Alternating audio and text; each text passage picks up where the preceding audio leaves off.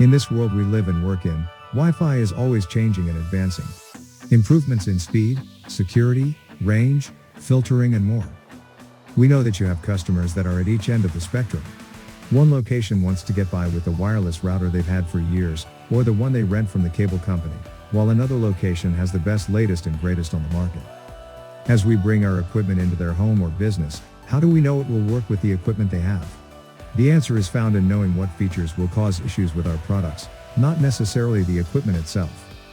There are a few things that can cause issues with our Wi-Fi products connecting and operating properly.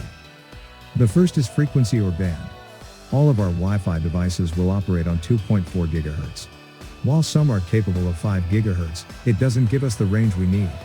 Some routers will look at a device and want to direct it to the 5 GHz band, even though it is not so equipped. This is called band steering, and may need to be disabled for some routers. Another feature is called multicast.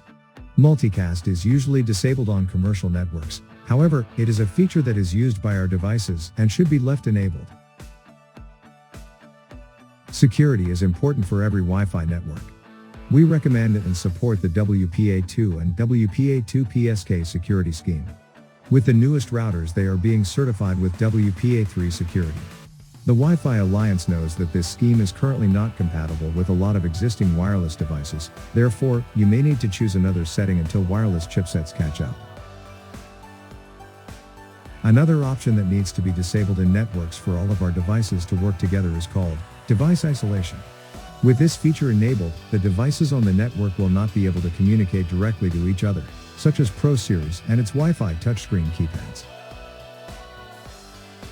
The one thing to remember about Wi-Fi routers is that it's usually a feature or setting that will prevent something from working, as opposed to the router itself being incompatible.